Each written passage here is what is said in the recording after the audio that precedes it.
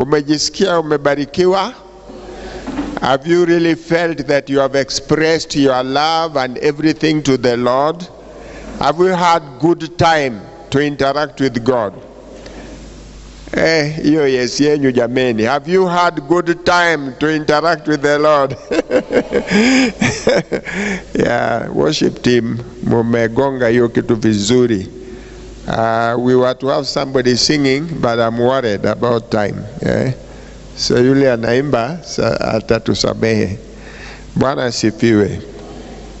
I want to be brief because I also wanted that after sharing the word, we can also have at least 2 sessions of prayer, or short ones.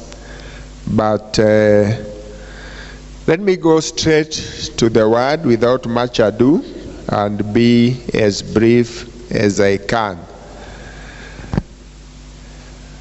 My topic, or the title of what I want to talk about, is Attaining Protection and Victory in the New Year. We need to attain protection, and we need to attain what? Victory. Mpaka to attain na to retain. Kuna ku attain na kuna retain. Mpaka to attain na to retain victory in the new year. I want us to look at 3 texts in the Bible. These 3 texts are the texts that are going to capture our theme and our message, because we are also setting a theme for the new year of 2021, which is going to go something like this: honoring the name of the Lord to maintain our state of victory in life. Bwana asifiwe. Honoring the name of the Lord to maintain our state of victory in other words, we cannot maintain the state of victory unless we honor the name of the Lord.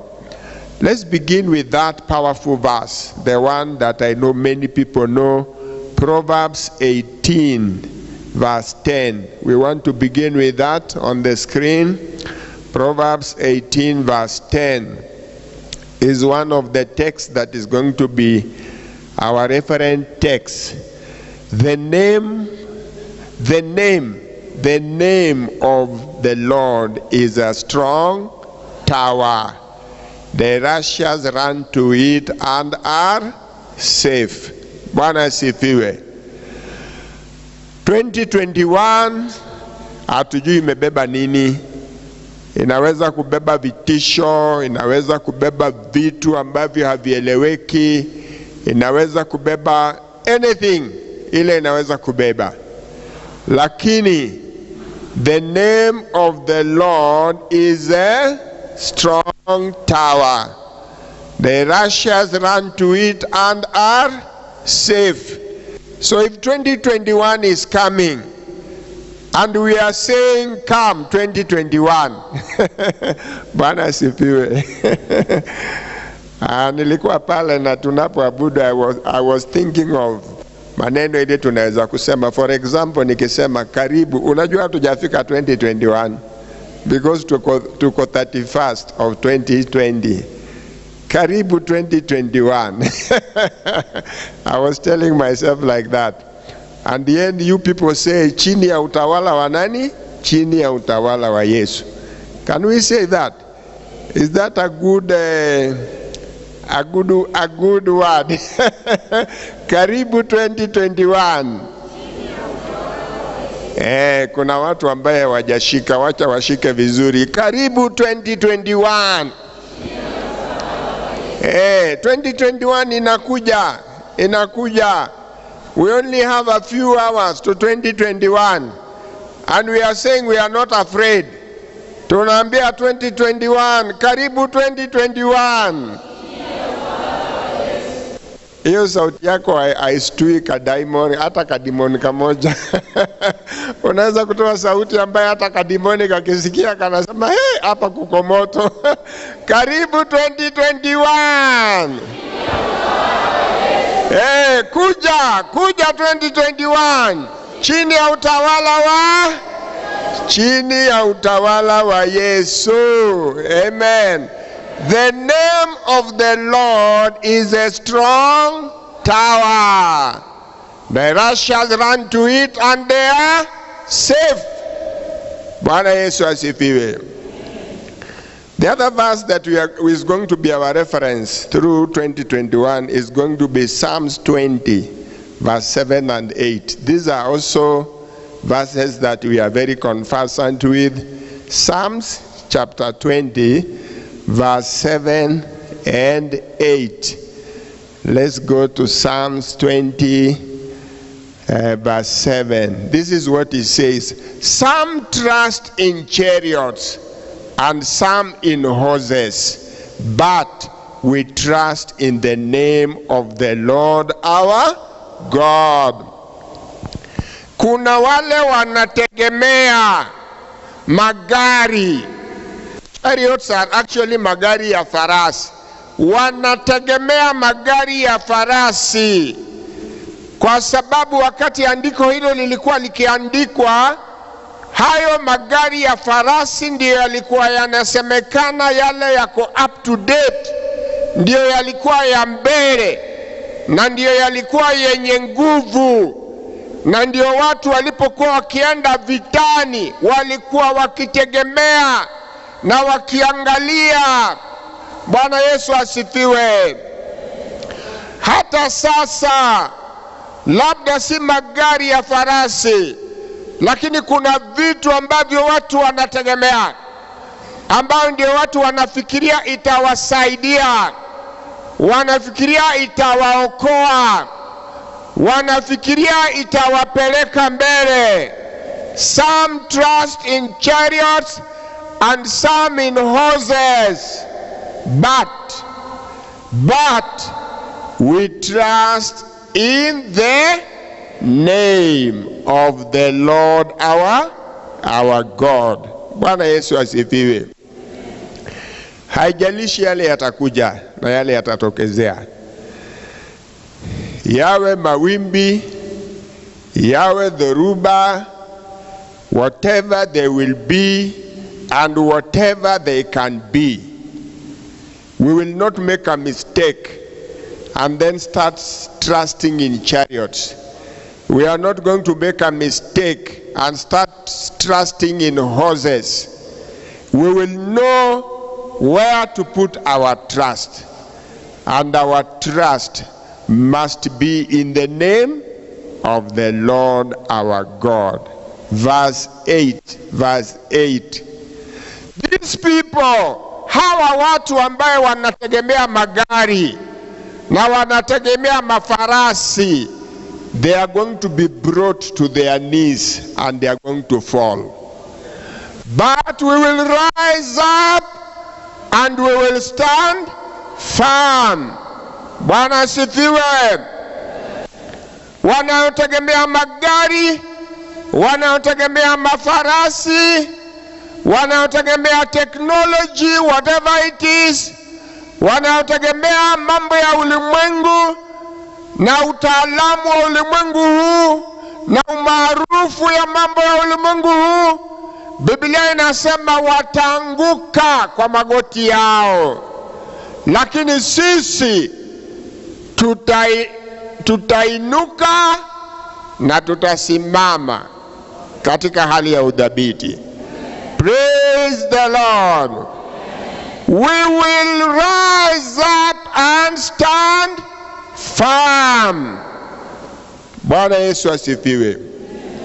Then the last text that I want also for us to hold as a reference in 2021 is 1 Samuel chapter 2 and verse 30. 1 Samuel chapter 2 and verse 30.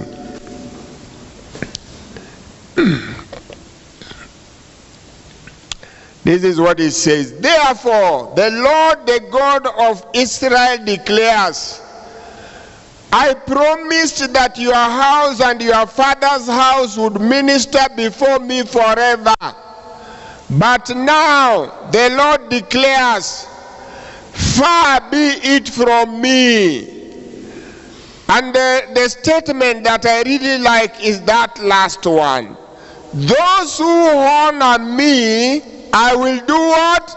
I will honor. But those who despise me will be what? Will be disdained. Bwana Yesu asifiwe. Of course, this text is talking about the house of Eli, Eli the priest. And what happened? Mambo yale vijana wake walifanya. Na vile walidharau utumishi. Na vile walikasifu jina la Mungu. Na mambo yale walitenda hata kama mwito wa Mungu ulikuwa katika maisha yao. Bwana Yesu asifiwe. Sasa Mungu anatuma ujumbe na anasema tayari nilikuwa nimeahidi ya kwamba nyumba ya baba yako itahudumu mbele yangu milele. Lakini sasa Bwana anasema hivi, iwe mbali kwangu, kwa sababu wale wananiheshimu na mimi nitafanya nini? Na mimi nitawaheshimu. Lakini wale ambao hawaniheshimu, those who despise me, na wao watakuwa disdained. Amen. Wataondolewa, watadharauliwa, wataachiliwa, whatever it is. My brothers and sisters, these verses or this text are going to be our reference text. They are going to be our reference text as we hold on to this theme that is going to say that our target, our focus in the new year of 2021 will be to honor the name of Jehovah. Bwana asifiwe. To honor the name of the Lord. Because we know that when we honor the name of the Lord, we will maintain our state of victory. Kama wewe utaheshimu jina la Bwana, if you are going to honor, if you will honor the name of the Lord in this year that is going to come within a few hours, if you are going to honor the name of the Lord, I can give you a promise based on the Bible that you are going to retain victory. You are going to attain victory. Praise the Lord. I want to remind us that as the last days come to close, we know that great challenges will arise and the faith of many will be shattered. I am talking about the last days coming to a close. Tayari tuko nyakati za mwisho. Zile siku za mwisho ziko tayari. Kulingana na Biblia, hizo siku zilianza wakati ule wa Pentekoste. Because the Bible says, in the last days, I am going to pour my spirit upon all flesh. So hizo siku za mwisho zilishaanza na zimekuwa zikiendelea. Hata sasa zinaendelea. But they are coming to a close. Bwana asifiwe. Zinafikia ukingoni. Zinaendelea kumalizika. Na wakati hizi siku za mwisho they are coming to a close, challenges are going to arise. You are talking about corona. Hiyo ni shadow. Ambia jirani hiyo ni shadow. Unajua tukisema hiyo ni shadow naona kama unashangaa. Hiyo ni shadow. Kwa sababu tukiangalia katika Bible na tunaona ya kwamba changamoto zitakuwa so much that some people will not even go on with the faith. Hawataendelea.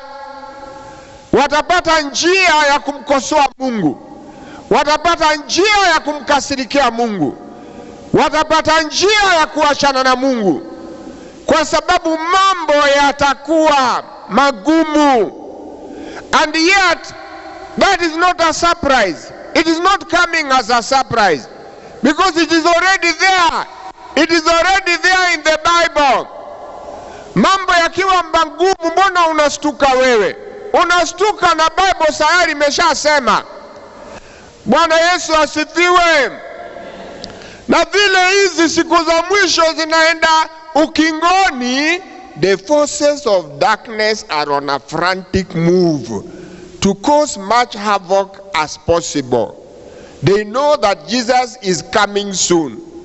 Mapepo wanajua kuja kwa Yesu umekaribia.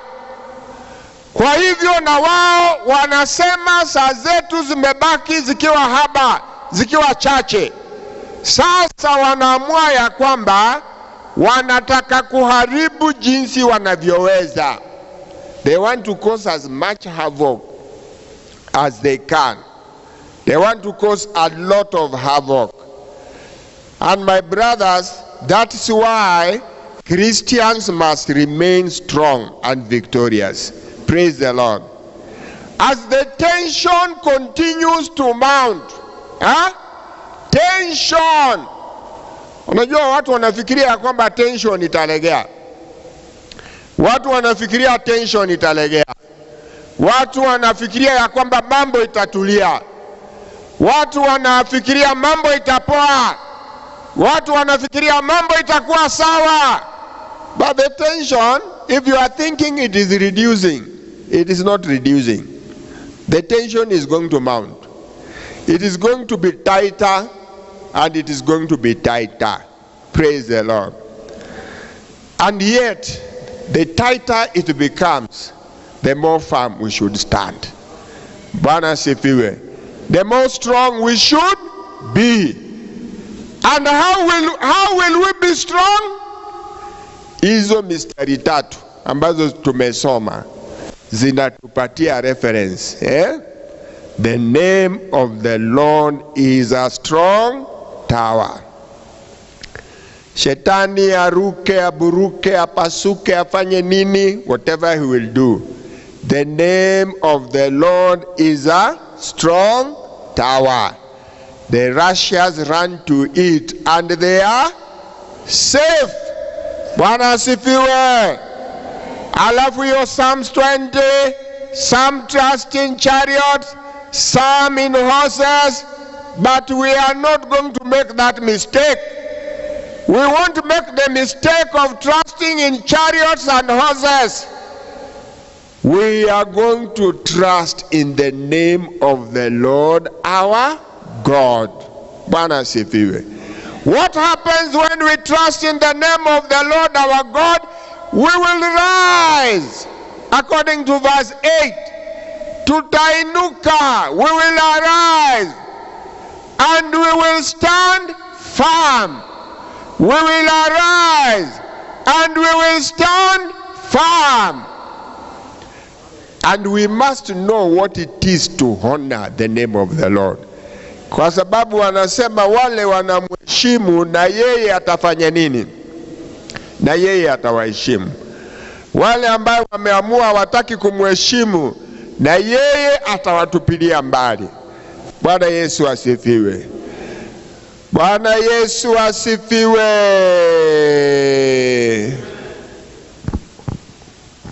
You know, having honor for God's name involves several things. Mtu yule ataheshimu neno la jina la Bwana. Namba moja, mpaka amjue Mungu mwenyewe. Huwezi kuheshimu jina lake kama humjui.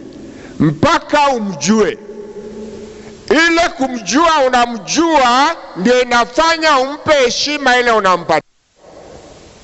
Mpaka umjue katika hali ya utakatifu wake. Mpaka umjue katika hali ya haki yake. Mpaka umjue katika hali ya omnipotence, ya kwamba yeye ni Mungu mwenyezi, anaweza, hakuna asiyoweza. You give God honor because you know him. You know his holiness. You know his righteousness. You know his omnipotence. You know his omniscience. Hizo vitu kama ujui, hata kumheshimu Mungu itakuwa ngumu kwako, kwa sababu utashindwa unamheshimu vipi. Lakini ukijua hizo, basi kumheshimu inakuwa rahisi. Bwana Yesu asifiwe. Wala heshima ni wale ambaye lazima wawe wanawasiliana naye. You must have intimacy with him. You must have fellowship with him. Bwana Yesu asifiwe. Saa ingine unaongea juu ya Yesu na unaongea juu ya wokovu, na watu wanashindwa unaongea juu ya nini, kwa sababu hao watu hawaelewi ile undani mko naye na Bwana. They don't understand the intimacy. They don't understand the fellowship. And people who honor the Lord are those people who have had fellowship with him. Praise the Lord. Ndio kwa sababu ulisikia Daudi akasema, kama ayala anavyoona kiu juu ya maji, ndivyo ninakuonea kiu Mungu wangu. Amen. Yani wamekuwa na ukaribu na wameinteract na Mungu, na amejua utamu wa Mungu, na amejua furaha ya kuwa na Mungu, mpaka anasema Mungu, kama vile ayala anasikia kiu juu ya maji, ndivyo ninakusikilia kiu. Amen. If you are going to honor the Lord, you have to be humble and obedient before him. Watu ambaye hawawezi kumtii Mungu, kukosa kumtii Mungu kwenyewe ni kutokumheshimu. Wakati umtii Mungu, tayari you have dishonored his name.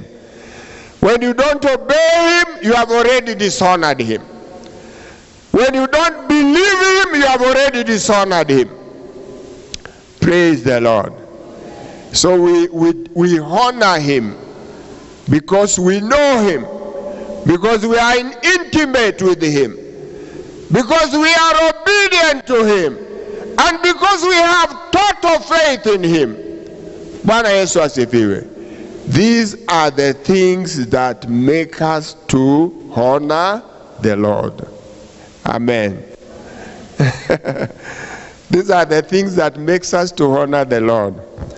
And of course, because bado kuna Jumapili zingine na nyakati zingine za kuongea kwa hiyo theme yetu ya honoring the name of the Lord.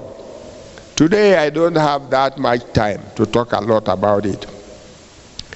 I don't have that much time, but let me take you to somebody called David in the book of 1 Samuel chapter 17. As I close up, because in closing up, there is short prayer that I want us to make before I invite two of our leaders also to come and lead us in prayer, because also we don't want to go too much away from time. Please go to 1 Samuel chapter 17 verse 43. Can you go to verse 43? 1 Samuel chapter 17 verse 43. Now begin from verse 40, begin from verse 45, begin from 45. Begin from 45. David said to the Philistine, this is what David said to the Philistine, the man called Goliath, ambaye alitisha watu. In fact, the Bible says for 40 days, each day alikuwa anakuja na anasema, nyinyi wa Israeli, hakunya haja ya vita, tafuteni mtu mmoja kati yenu mtume akuja apigane na mimi. That is the story that the man had. And he kept on that story until David, when he came to bring food to his brothers, he heard this man speaking, and he could not stomach what was going on. Aliona huyu mtu anamkasifu Mungu. Huyu mtu hana heshima hata kwa Mungu. Huyu mtu amejiona kwamba hakuna mtu anaweza kumpinga na hakuna mtu anaweza pigana naye. Na ile ile imani ambaye Daudi alikuwa naye Kule kumjua Mungu, alikuwa anamjua Mungu, ilimfanya akasirishwe sana na matamshi ya huyo mtu, mpaka akaamua, mkiogopa nyinyi ndugu zangu, mkiogopa mfalme Sauli, ukiogopa nyinyi wanajeshi, mkiogopa, hata kama mimi ni kijana na sijatokea kwa uwanja wa vita tena, huyu mtu hawezi kuruhusiwa aendelee na hiyo matusi yake. Mimi kwa sababu ya kumjua Mungu yule ninamjua, na kujua kwamba jina lake liko na nguvu, na kujua ya kwamba ako na uwezo, sitanyamaza na sitakimya na sitapuuza na sitaenda nijifanye sikusikia mambo yale amesema. Nimesikia yale amesema. Kwa hivyo Daudi akajibwaga uwanjani kwenda kupigana. Sauli akamwambia, wewe ni kijana, hujapigana hata katika vita. Lakini akamwambia, mimi ninatumikia Mungu yule amenirescue many times katika hatari, and even now atanirescue. Sauli akampatia nguo za vita, zikawa ni mzito sana. Akasema, hizi hata sijazoea, sitaenda kupigana hizi, wacha niende nipigane na ile kitu nimezoea. So akaenda kuchukua mawe 5 na ile kombeo alikuwa naye, na he went to face Goliath with that sling. Alienda ku face Goliath, and everybody was looking at this young man, this young man who had never fought before in the warfare. Mtu ambaye alikuwa ameachwa tu achunge kondoo, hata hakurudi kuambia baba yake alipeleka chakula. Amekasirishwa na matamshi ya huyu mtu, na akasema, kama Mungu yuko, kama Mungu ako hai, kama Mungu ako hai na Mungu anasikia, madharau kama hii haiwezi kuruhusiwa. So the man went to fight Goliath. Na hata Goliath alipomwangalia akaona hii ni kama mchezo. Yaani ni nani huyu ametuma? Who is this guy? Na kwanza anakuja na fimbo, na anakuja na hiyo kombeo. Now he's looking at him, is they seeing this guy is too young. He has got no armory, hajavaa machuma, hata hana nguvu ya kutosha. Sasa hii ni mambo gani? Ndio sasa naye ile mstari ya 43 tunaona Goliath akiongea akimkashifu Daudi. Lakini look at what David said. In verse 45, David said to the Philistine, and this is what I am happy about. This is what I am happy about. Praise the Lord.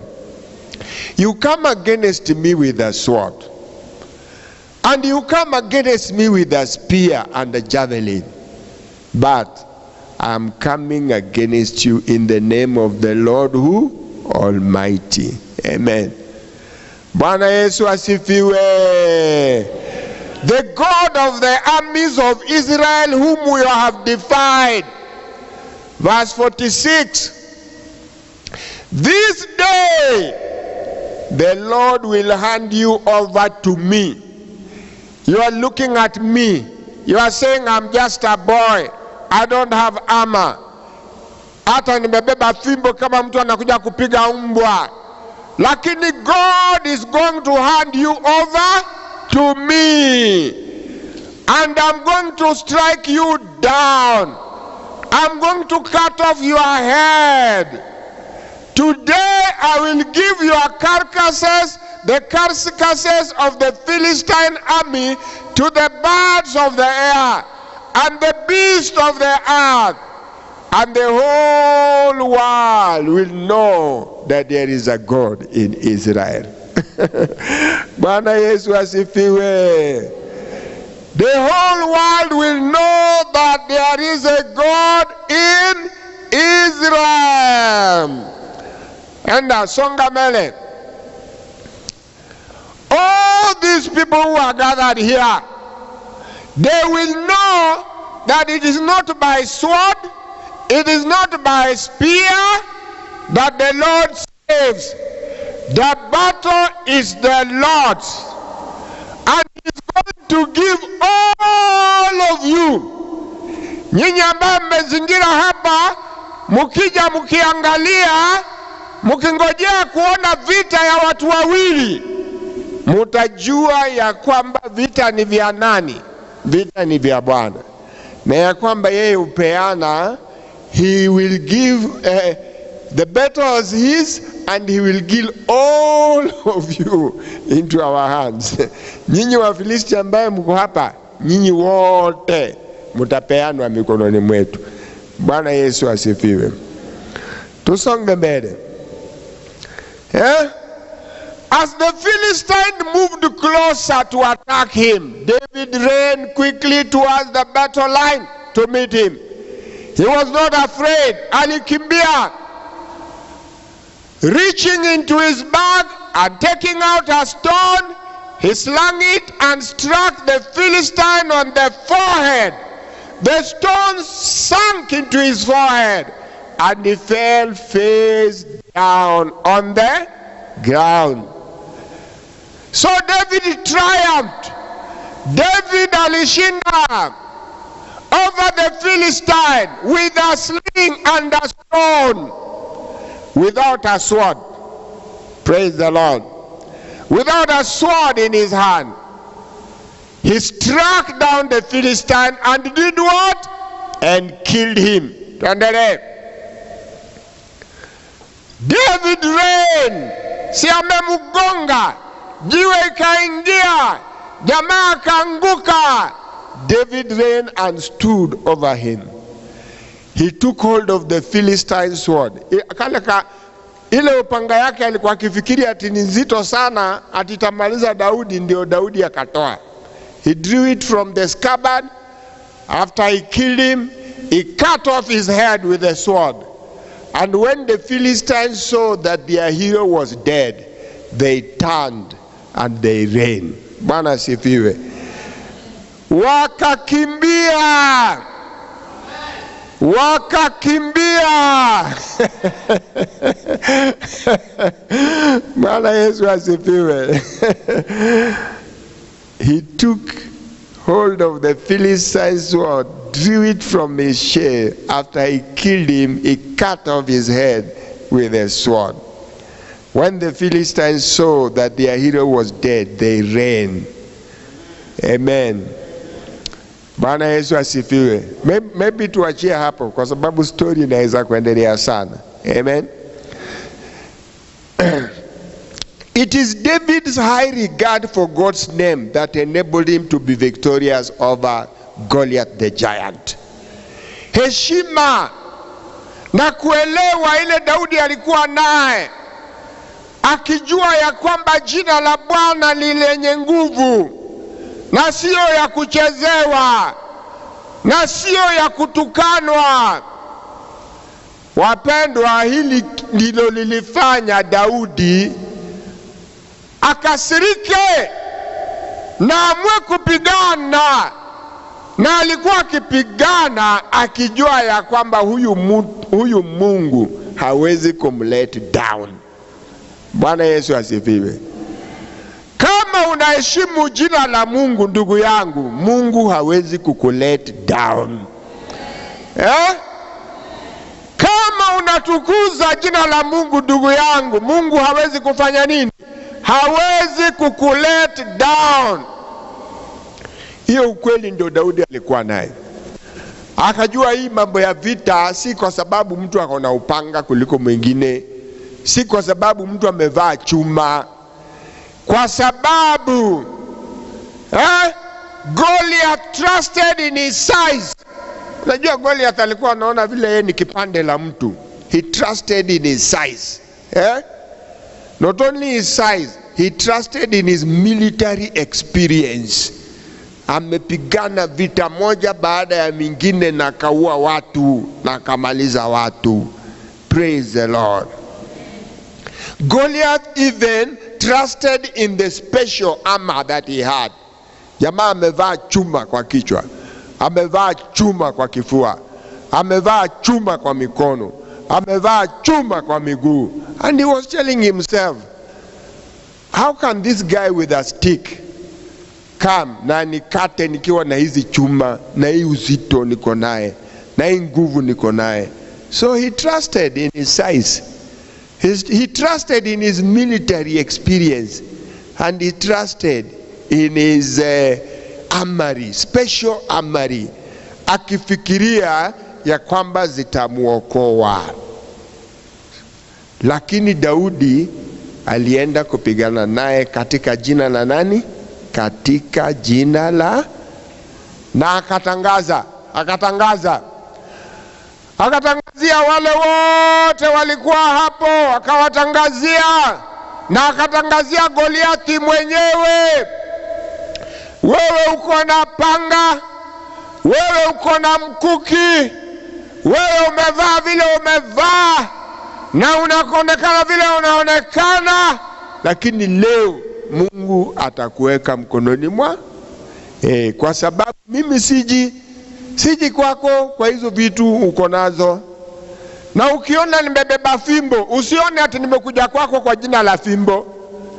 Na kama nimebeba mawe, usione nimekuja kwako kwa jina la mawe.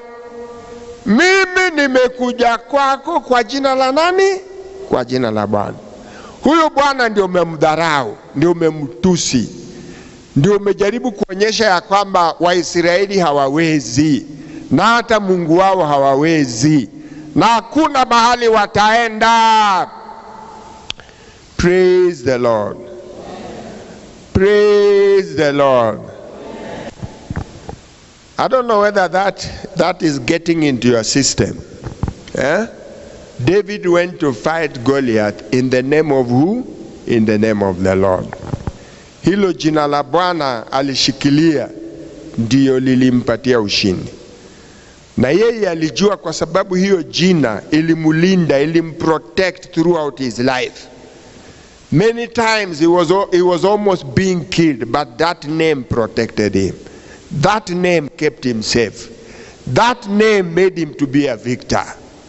And I'm saying that name can make you a victor. That name will protect you. That name will overcome for you. Hiyo jina ndio itakushindania, na hiyo jina ndio itakulinda. Hiyo ndio kwa sababu tunasema karibu 2021. Kuna wale wamesahau tayari. Karibu 2021. Karibu 2021. Chini ya utawala wa Yesu, kwa sababu sisi tunaingia 2021 sio kwa jina yetu na masomo yetu na maarifa yetu na kujua kwetu na utaalamu wetu na umaarufu wetu. Tunaingia 2021 katika jina la Bwana, katika jina la Bwana, chini ya utawala wa nani? Chini ya utawala wa Yesu. Wacha tuseme mahubiri ifike hapo, kwa sababu isipofika hapo tutakuwa tumeruka. Hayo mengine tutasema baada. Bwana Yesu asifiwe. So as we get into 2021, the first thing that I want you to do is to make a commitment that you are going to honor Jehovah's name in this year. Hiyo ndio commitment number 1. Nitaheshimu jina ya Jehova. Nitaheshimu jina la Bwana. Nitampa jina la Bwana heshima zote ambazo inahitajika. Amen. Because that is what I'm going to ask you to do when we stand up to pray. I just want you to tell yourself within that if there is anything you are going to do in 2021, you are going to honor the name of the Lord. Utahakikisha hiyo neno la Bwana, hiyo jina la Bwana limeheshimi. Usikasifu, usiharibu. Unajua anasema profaning. Profaning ni kuchafua. Usiwe ati wewe unasemekana umeokoka, lakini tabia zako na mambo yako is profaning the name of the Lord. Hapana. Matendo yako na tabia yako isichafue jina la Bwana. Bwana Yesu asifiwe. So after making the commitment to honor Jehovah's name, I will want us to present to him the areas that we want him to give us victory in the new year. Unajua kule katika 2020 hii tuko, kuna vitu tu ambazo zimekuwa ni kama zimekusumbua. Umepigana nazo na zimekaa ni kama hazikupatii nafasi. Imagine Daudi alikuwa na confess kitu ile hata haijafanyika. Anaenda kiconfess. Leo wewe Goliathi, wewe pasipo kujali ukubwa wako na silaha yako na mavazi yako, leo Mungu atakuweka mkononi mwangu, nitakuweka chini. Na nyinyi Wafilisti ambao mmekodoa macho mkiniangalia, Bwana atawaweka kwa mkono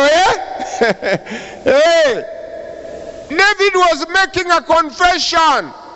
Anasema kile anaamini Mungu atafanya, akijua ya kwamba jina lake ni kuu, jina lake ni lenye nguvu, jina lake ni la maana, na akajua ya kwamba Bwana atatenda.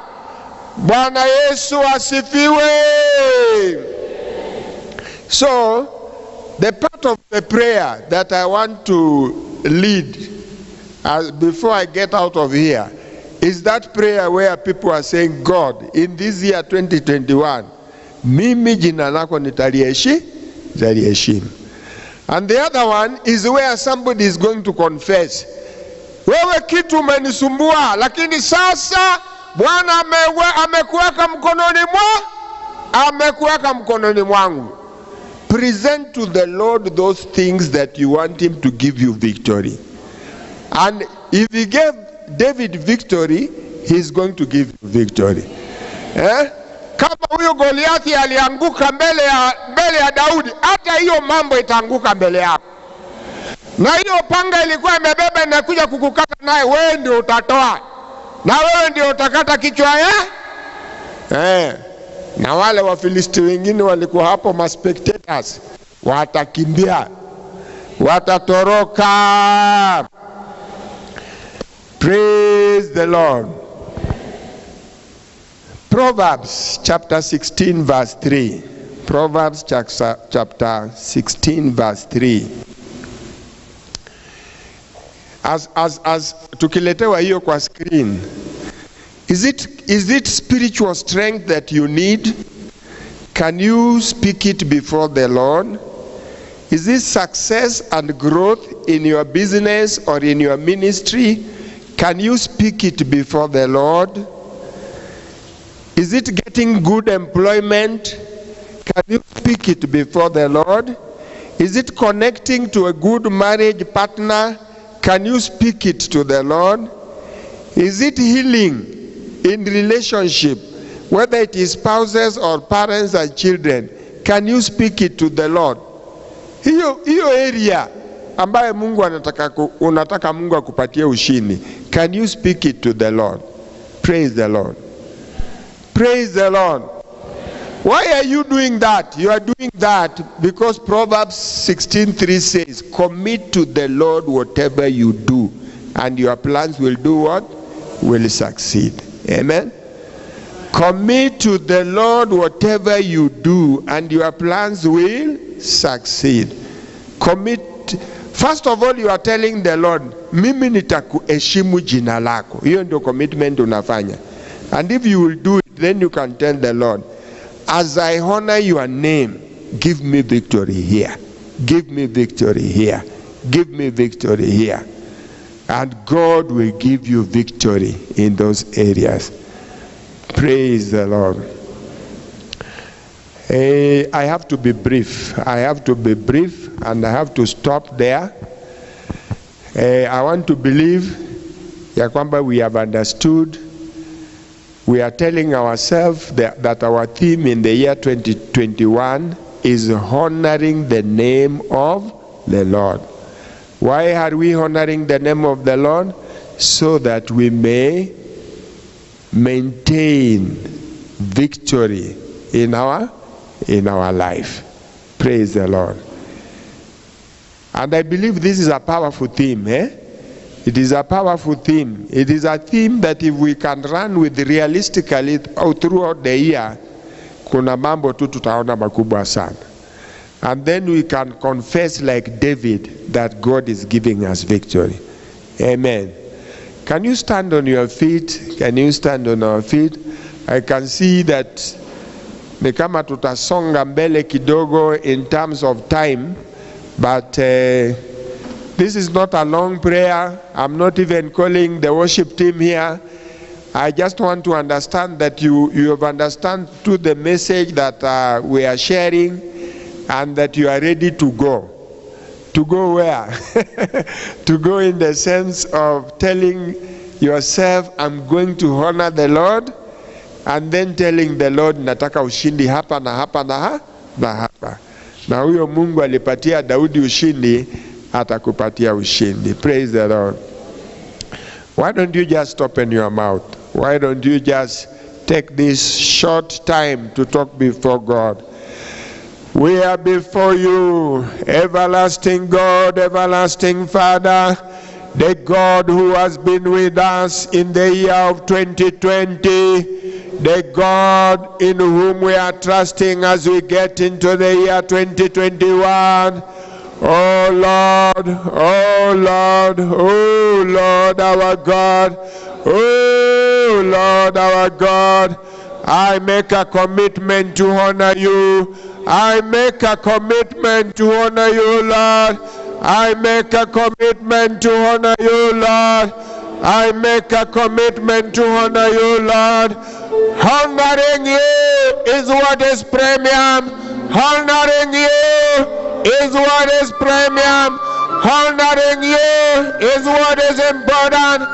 At such a time, oh God, honoring your name, we will honor your name. We will honor your name in our characters. We will honor your name in our behavior. We will honor your name in our speech. We will honor your name the way we conduct ourselves. We will honor your name every day. We will honor your name at night. We will honor your name, oh God. We will honor your name. And you have said, everlasting Father, that those who honor you, you are going to honor them. Those who honor you, you are going to honor them. Our Lord and our Savior, those who honor you, honor them, our Lord. Honor them by fighting for them. Honor them by protecting them. Honor them by giving them victory. Honor them by opening doors for them. Honor them by opening doors for them. Honor them by doing great things in their life. Honor them, our Lord. Honor them, our Savior. Honor them, our Master. In the name of Jesus, we will honor you. I will honor you, Lord. I want to honor you, Lord. I will submit to you, Lord. I will humble before you, Lord. I will submit to you, Lord. I will honor you, Lord. In the name of Jesus. In the name of Jesus. Receive the honor of your people. In the new year. Receive the honor of your people. In the new year. Pokea heshima zetu. Pokea heshima kwa jina lako. Heshima kwa jina lako. Heshima kwa jina lako. Heshima kwa jina lako. Heshima kwa jina lako. Asante Mungu. Asante kwa ushindi utakaopeana. Asante kwa ushindi. We thank you for the victory in whichever area has been challenging, whichever area has been challenging, whichever area has been problematic. We are trusting you. We are seeing your victory. We are seeing your victory. We are seeing open doors. We are seeing open doors. We are saying up and down in the name of Jesus. We are saying growth. We are saying spiritual growth. We are saying growth in the ministry. We are saying growth in the ministry. We are saying growth in the ministry. We are saying divine connections. We are saying divine connections. We are saying divine connections. We are saying divine connections. In the name of Jesus. In the name of Jesus. In the name of Jesus. Goliath anaanguka. Goliath is coming down. Goliath is coming down.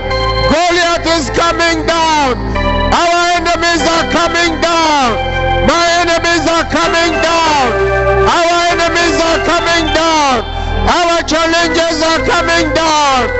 You have brought them down. You have brought them down. Because the battle belongs to you. Vita ni vyako. Vita ni vyako. Vita ni vyako we Bwana. Vita ni vyako. Vita ni vyako. Tunakiri ushindi. Tunakiri ushindi. Tunakiri ushindi. Tunakiri ushindi. Tunakiri ushindi. Katika jina la Yesu 2021 chini ya utawala wa Yesu tunakiri ushindi. Tunakiri ushindi. Tunakiri ushindi. Tunakiri ushindi. Katika jina la Yesu. Katika jina la Yesu. Katika jina la Yesu. Katika jina la Yesu. Kuanzia Januari mpaka Disemba. Kuanzia Januari mpaka Disemba. Kuanzia Januari mpaka Disemba. Tunakiri ushindi.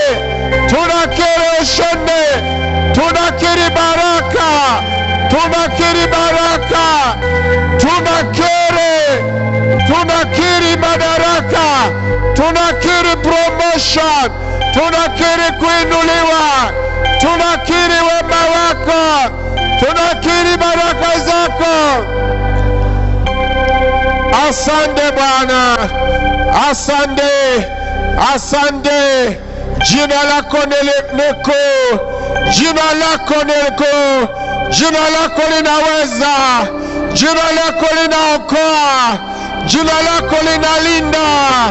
Jina lako linaokoa. Jina lako linalinda. Jina lako linaokoa. Jina lako lina nguvu. Jina lako lina uwezo. Jina lako ni lenye nguvu. Asante Bwana. Asante Bwana. Asante Bwana Yesu. Asante Bwana Yesu. Asante Bwana Yesu. Asante Bwana Yesu. Asante. Asante kwa mwaka mpya. Asante kwa yale utatenda. Asante kwa ushindi wako. Asante kwa baraka yako. Asante kwa ulinzi wako. Asante kwa ufunuo wako.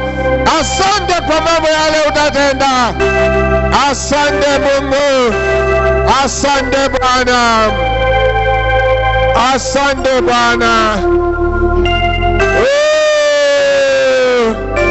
Asante. Tunatazamia mwaka mpya. Tunatarajia mwaka mpya. Tunaangalia mwaka mpya. Tunaona mkono wako. Tunaona nguvu zako. Tunaona ushindi wako. Tunaona baraka yako. Asante Bwana Yesu. Asante Bwana Yesu. Oh Lord, we give you glory. Oh Lord, we magnify you. We honor your name. We give respect to your name. We lift up your name, oh God. Your name is a strong tower. The righteous run to it and they are safe. We will not trust in chariots, We will not trust in horses. We will trust in your name, because your name will give us victory. Your name will give us victory. Your name will give us victory. Father, we thank you. Thank you for hearing our prayer, each one of us. Thank you for the plans, the good plans that you have for us. Utatutendea mema, utatutendea makuu. Asante Mungu wetu. Katika jina la Yesu tunaomba na kuamini. Tumpigie Bwana makofi.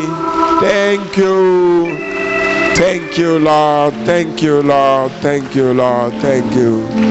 Amen.